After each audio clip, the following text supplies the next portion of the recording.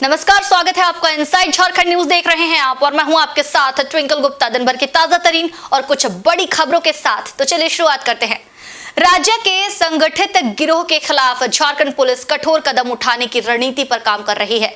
इसको लेकर रांची पुलिस मुख्यालय में हाई लेवल मीटिंग की गई। इस बैठक में राज्य के गृह सचिव अविनाश कुमार, डीजीपी अजय कुमार सिंह समेत सभी जिले के एसएसपी और एसपी मौजूद रहे। गृह विभाग के अपर सचिव अविनाश कुमार ने बताया कि झारखंड में संगठित गिरोह पर लगाम कसने की मुहिम शुरू है। उन्होंने बताया कि हाल के दिनों में जिस तरह से मामले सामने आए हैं उस पर समीक्षा की गई है।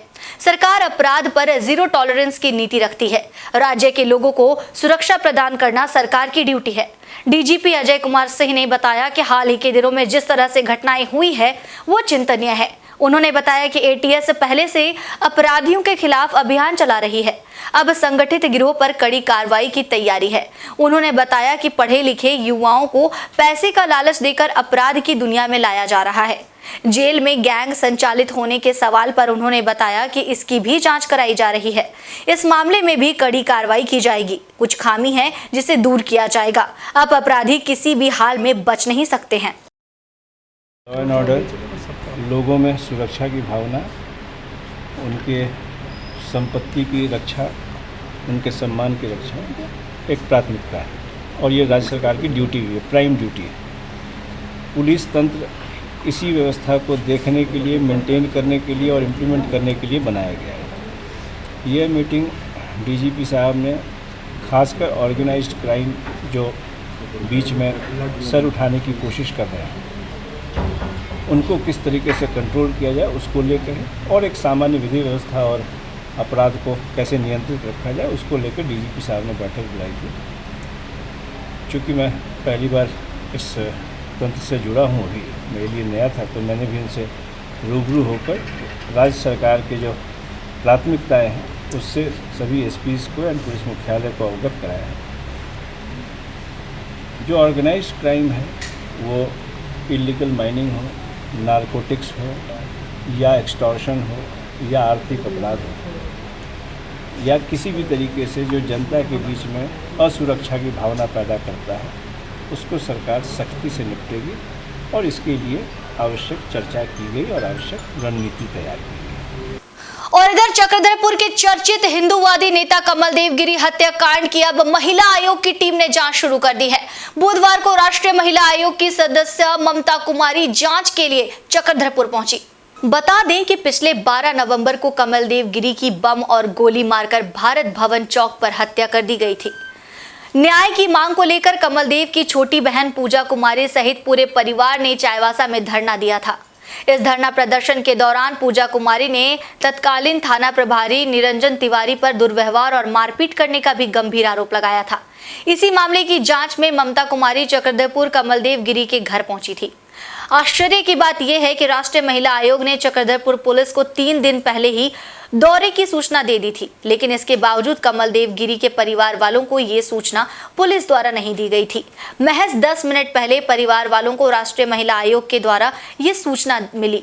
इस मामले को लेकर राष्ट्रीय महिला आयोग ने चक्रधरपुर और जिला पुलिस पर भारी नाराजगी जताई। राष्ट्रीय महिला आयोग की सदस्य ममता कुमारी ने घंटों कमलदेव गिरी के परिवार वालों से वार्ता की, उन पर हो रहे अत्याचार और नाइंसाफी की जानकारी ली। परिवार वालों ने खुलकर बताया कि कैसे हत्या के बाद से ही पुलिस प्रशासन उन्हें प्रताड़ित कर रहा है। जांच के नाम पर कहानी गढ़ी जा रही है। असली हत्यारों को पकड़ा नहीं जा रहा है। जांच की दिशा घुमा दी गई है। इसके अलावा उन्हें हत्या की धमकी मिलने के बावजूद जिला प्रशासन सुरक्षा गार्ड मुहैया नहीं करा रही है। कमलदेव के परिवार वालों की सारी बातों को सुनने के बाद ममता कुमारी ने मामले की रिपोर्ट तैयार कर वरीय पदाधिकारियों तक पहुंचाने और पीड़ित परिवार को न्याय दिलाने की बात कही। उन्होंने इस मामले पर डीसी और एसपी से भी वार्ता करने की बात कही है। आज मैं झारखंड 2 दिन के प्रवास पर आई हूँ और मैं आज दूसरे दिन चाईबासा के चक्रधरपुर गांव में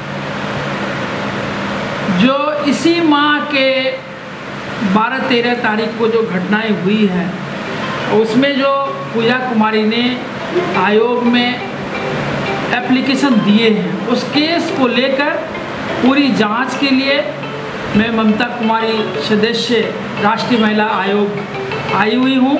यहाँ का मैं पूरी जांच देख रही हूँ, सबों से बात की हूँ, गांव वाले से भी बात की हूँ और इसके बाद अभी बैठक करूँगी पुलिस प्रशासन के साथ और फिर इसका रिपोर्ट मैं राष्ट्रीय महिला आयोग के थ्रू मंत्रालय को दूंगा। इसी विषय को लेकर के तो आयोग है, आयोग अभी बात करेगी कि इसमें क्या दिक्कतें आई है, क्या परिस्थितियां आई है और जिन जिन चीज़ों को दर्शाया गया है उसकी एक एक पहलू को देखते हुए इसका रिपोर्ट बनाएंगे। दिल्ली से महिला आयोग के चेयरमैन आए थे। हम लोगों ने अपने भाई साहब का हत्या और चाईबासा जो हम लोग डीसी ऑफिस के सामने धरना दिए थे उसके एवज में जो निरंजन तिवारी सदर थाना प्रभारी मारपीट किए थे,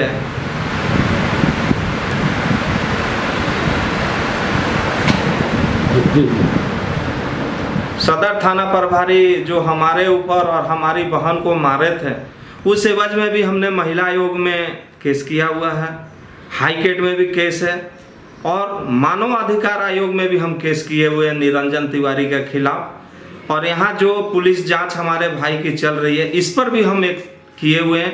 हमारा परिवार का एक ही मांग है, सीबीआई जांच और नार्को टेस्ट। दूसरा, हमारे परिवार को सुरक्षा कमलदेव जी मांग के थक गए, लेकिन सरकार और प्रशासन किसी तरह का इनको सुरक्षा नहीं दिया गया, जबकि हमारे परिवार को सूत्रों से जानकारी मिली है कि हमें भी धमकी मिल रहा है। इस चीज़ को यहाँ के माननीय एसपी साहब को, डीसी साहब को, डीएसपी साहब को, थाना प्रभारी जी को भी हम लोग बोल चुके हैं। सुरक्षा और बॉडीगार्ड के लिए, आर्म्स के लिए अप्लाई भी हम लोग कर चुके हैं, लेकिन हमारे परिवार को किसी तरह अभी भी सुरक्षा नहीं मिल रहा। भैया के साथ जो भी हुआ था उसको रिलेटेड और मेरे साथ सदर थाना के बाहर जो निरंजन तिवारी किए थे, दोनों को लेकर के महिला आयोग में केस किए थे, जिसकी जांच के लिए आज मैम आई थी। घर पे जितना उनको पूछना था, जो मुझे बताना था, सब बताया। अब मैम गई हैं, उच्च अधिकारी के साथ मीटिंग है चाईबासा में। मैम बिलीव दिला के गई है कि ज़रूर इस पर हम लोग को न्याय दिया जाएगा। और खबर चाईबासा से है, जहां चिरिया के युवती के साथ दुष्कर्म और हत्या के मामले में भाजपा ने जिले की सांसद गीता कोड़ा और राज्य सरकार की मंत्री जोबा मांझी पर सवाल उठाए हैं। भाजपा की जिला मंत्री सुशीला टोप्पो ने कहा कि महिला सांसद और महिला मंत्री के क्षेत्र में महिला ही नहीं है सुरक्षित। बताते चले कि चिरिया ओपी के अकुआ में एक 26 वर्षीय युवती की कथित दुष्कर्म के बाद हुई हत्या के बारे में पूरे क्षेत्र में आक्रोश है। इस मामले को लेकर विपक्षी दल भी सरकार पर हमला कर रही है। बुधवार को भाजपा जिला मंत्री सुशीला टोप्पो ने युवती के घर जाकर पीड़ित परिवार से मुलाकात की और घटना की जानकारी लेते हुए अपने संवेदना प्रकट की। भाजपा जिला मंत्री सुशीला टोप्पो ने सवाल उठाया कि जिस क्षेत्र की सांसद महिला हो और जिस क्षेत्र की महिला विधायक होने के साथ साथ महिला सामाजिक सुरक्षा मंत्री हो, वहां पर महिलाओं के साथ इस तरह की घटना निंदनीय और शर्मनाक है। सरकार के लिए ऐसी घटना रोज की बात होगी, लेकिन जिसके साथ और जिस परिवार के साथ ऐसी घटना हुई है उसके दर्द को समझने का किसी के पास वक्त नहीं है। उन्होंने कहा कि आम लोगों की सुरक्षा की परवाह पुलिस को नहीं है। सुशीला टोप्पो ने घटना के लिए एस्पायर संस्था को भी दोषी करार दिया है, जिसमें काम करते हुए युवती के साथ ये दर्दनाक घटना घटी। सोमवार 17 तारीख को जो अंकुआ मनोहरपुर चिड़िया थाना अंतर्गत अंकुआ में जो घटना हुई, सचमुच बहुत ही दर्दनाक और निंदनीय घटना है। जिस तरह एक लड़की का रेप करके उसको नंगा फेंक दिया जाता है और उसको बेरहमी से मार दिया जाता है, इससे एक सवाल प्रशासन के ऊपर भी उठता है कि जब चिड़िया का थाना 5 किलोमीटर दूर है, वहाँ से 5 किलोमीटर दूर है और उसको दूसरा दिन पता चलता है कि यहाँ एक हत्या हुई है, तो इससे हम क्या समझेंगे कि यहाँ के लोग सुरक्षित हैं या थाना सिर्फ आम जनता के लिए ड्यूटी नहीं कर रही है, सिर्फ वो सेल की रक्षा कर रही है, या सेल के लिए वहाँ थाना लगाया गया है। ये एक सवाल चिन्ह खड़ा करता है। और चूँकि मैं इस घटना से बहुत दुखी हुई हूँ कि मुझको इस घटना के विषय में कुछ बोलने के लिए कुछ शब्द ही नहीं मिल पा रहा है कि यहाँ की विधायक, मनोहरपुर की विधायक जो हैं एक महिला है और महिला और बाल सुरक्षा के लिए मंत्री हैं और यहाँ के सांसद भी एक महिला होने के बावजूद यहाँ इस तरह की घटना मतलब एक सब पर एक सवाल चिन्ह खड़ा करता है। और खबर जमशेदपुर से है। यहाँ एमजीएम थाना क्षेत्र में एक 18 वर्षीय युवती ने आर्थिक तंगी में आकर अपने ही घर में फांसी लगाकर आत्महत्या कर ली। घटना इंदुरमाटी गांव में घटी जब सोमवारी मांझी नामक युवती ने अपने कमरे में दुपट्टे से फांसी लगाकर अपनी जान दे दी। सूचना के बाद मौके पर पहुंची पुलिस ने सोमवारी को फंदे से उतारा, उसे एमजीएम अस्पताल पहुंचाया, जहां डॉक्टरों ने जांच के बाद उसे मृत घोषित कर दिया, जिसके बाद शव को कब्जे में लेकर पुलिस ने उसे पोस्टमार्टम के लिए भेज दिया। पुलिस के अनुसार युवती के पिता की बहुत पहले ही मौत हो चुकी है। उसकी मां भी काफी बीमार रहती है। परिवार का खर्च युवती को उठाना पड़ता है। आशंका जताई जा रही है कि आर्थिक स्थिति दयनीय होने के कारण उसने आत्महत्या कर ली। फिलहाल पुलिस मामले की जांच में जुट गई है। एक लड़की का सुसाइड होने का सूचना मिला था, गए हम लोग तो देखे कि वो दुपट्टा के सहारे फांसी लगाई हुई। अभी तक जांच में ये आया है कि वो लड़की काफ़ी गरीब फैमिली से है। उसका केवल माँ है जो काफ़ी बीमार रहती है। ठीक है, हो सकता है आर्थिक तंगी रहा हो, इसके कारण वो सुसाइड की हो। बाकी अभी इन्वेस्टिगेशन जारी। कौन थाना, कौन गांव पर? एमजीएम थाना का है ये मामला। गांव इंदुरमाटी गांव पड़ता है। और आगामी लोकसभा और विधानसभा चुनाव के मद्देनजर मतदान सूची के विशेष संक्षिप्त पुनरीक्षण कार्यक्रम की जिला स्तर पर तैयारी चल रही है। इसके सफल एवं सुचारू संपादन को लेकर झारखंड राज्य के मुख्य निर्वाचन पदाधिकारी द्वारा सिद्धगोड़ा टाउन हॉल में बैठक सह प्रशिक्षण कार्यक्रम का आयोजन किया गया। बैठक से प्रशिक्षण कार्यक्रम में जिले के उपायुक्त विजय जाधव के साथ साथ धालबूम अनुमंडल पदाधिकारी पीयूष सिन्हा, बीएलओ और BLO supervisor, master trainer, computer operator मौजूद थे। आगामी लोकसभा व विधानसभा चुनाव से पूर्व डोर टू डोर जाकर किस तरह से कार्य करना है, इस पर विशेष रूप से प्रशिक्षण दिया गया। मृत व्यक्तियों का नाम मतदाता सूची से हटाना, जिसकी उम्र 18 वर्ष हो गई है वैसे मतदाताओं का नाम मतदाता सूची में जोड़ना, कोई मतदाता बाहर चला गया है तो उनका नाम हटाना, इन सबसे संबंधित दिशा निर्देश संबंधित पदाधिकारियों द्वारा दिया गया। क्योंकि 21 जुलाई से लेकर 21 अगस्त तक डोर टू डोर कार्यक्रम चलाया जाएगा, जिसमें सभी बीएलओ घर घर जाकर मतदाता सूची विशेष संक्षिप्त पुनरीक्षण 2024 के कार्य को संपन्न कराएंगे। करके हमारे चीफ इलेक्शन ऑफिसर रांची से आ रहे हैं। आने वाला अगला साल इलेक्शन के लिए बहुत ही महत्वपूर्ण है। इलेक्शन की जो डेट होती है उस डेट में लोग जाके वोट कास्ट करते हैं। लोगों को लगता है वही 1, 2, 3 फेजेस में होता है, वही इलेक्शन होता है।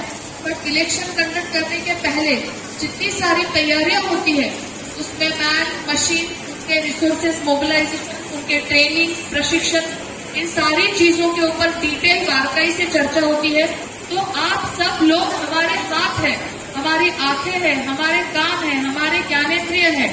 तो ये एक अंग अगर काम नहीं करेगा तो बताइए प्रशासन कैसे काम कर पाएगा।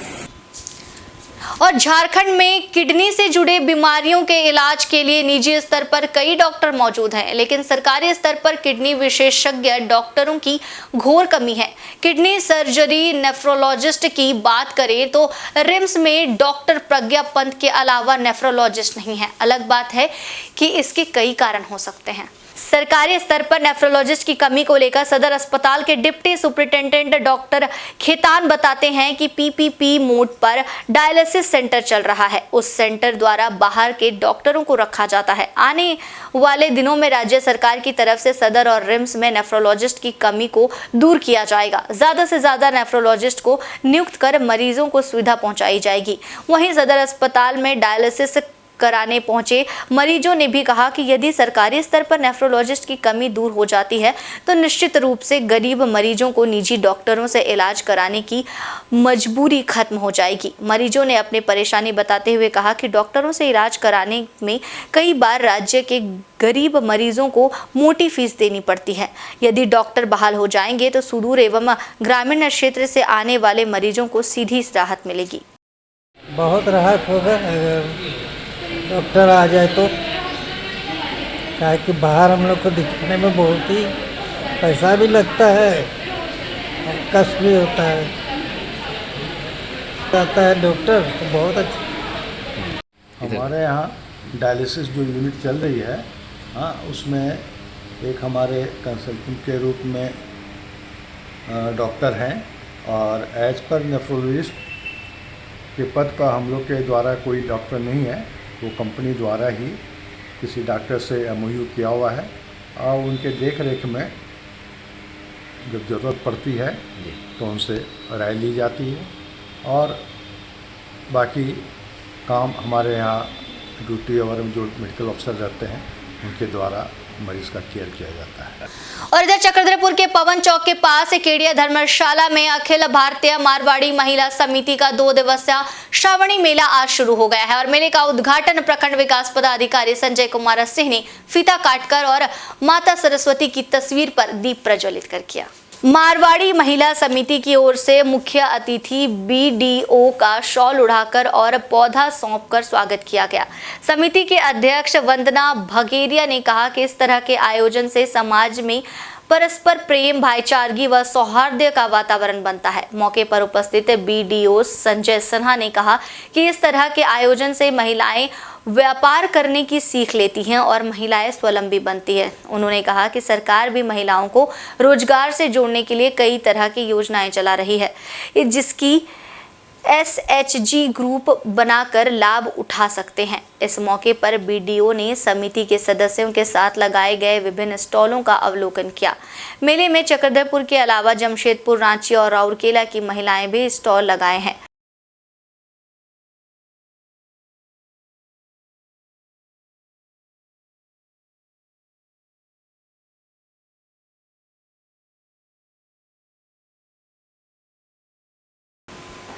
और सरायकेला जिले में गम्हरिया ब्लॉक के पीछे जगन्नाथपुर शिव नारायणपुर के सैकड़ों ग्रामीणों को डीलर नंदी गागराई ने जनवरी माह से राशन का वितरण नहीं किया है। ग्रामीणों ने गम्हरिया प्रखंड मुख्यालय पहुंचकर इसकी शिकायत प्रखंड सहकारिता प्रसार पदाधिकारी से की है। बताते चले कि प्रखंड विकास पदाधिकारी की अनुपस्थिति में ग्रामीणों ने प्रखंड सहकारिता प्रसार पदाधिकारी को डीलर की शिकायत की। ग्रामीणों ने उन्हें बताया कि विगत जनवरी माह से राशन डीलर द्वारा सरकारी राशन का वितरण नहीं किया जा रहा है। जब भी इसकी शिकायत राशन डीलर से की जाती है तो वो गाली गलौज करने लगता है। राशन नहीं होने की बात कह वो उन्हें भगा देता है। ग्रामीणों ने आरोप लगाया कि आए दिन सरकारी राशन की कालेबाजारी की जा रही है। हम लोगों का प्रॉब्लम ये है कि हम लोगों को सही ढंग से राशन नहीं मिला जा रहा है। जनवरी महीना से हम लोगों को राशन एकदम नहीं मिल रहा है। किसको अगर 1 महीना का मिल रहा है तो किसी को नहीं मिल रहा, किसी को मिल रहा है तो किसी का नहीं मिल रहा। 2 बजे रात 2 बजे से हम लोग लाइन में लगे हुए हैं, लेकिन हम लोग को राशन मिलने का कोई चांसे नहीं है।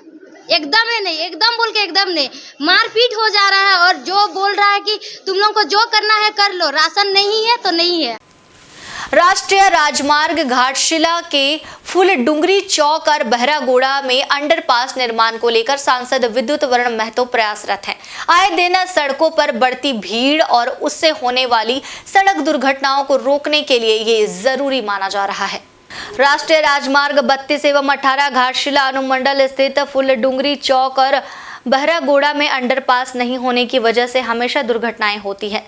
लोगों की मांग है कि दुर्घटनाओं की रोकथाम के लिए इन दोनों जगहों राष्ट्रीय मार्ग 32 फूलडुंगरी चौक और राष्ट्रीय मार्ग 18 बहरागोड़ा में अंडरपास का निर्माण अति आवश्यक है। इसको लेकर सांसद विद्युत वरण महतो प्रयासरत हैं। उन्होंने बताया कि NHAI के पास इस बात को रखा गया है। बहुत जल्द टीम गठित कर फील्ड का काम विजिट करेंगे और DPR तैयार कर अंडरपास निर्माण किया जाएगा, जिससे आए दिन NH पर हो रही दुर्घटनाओं में कमी आएगी।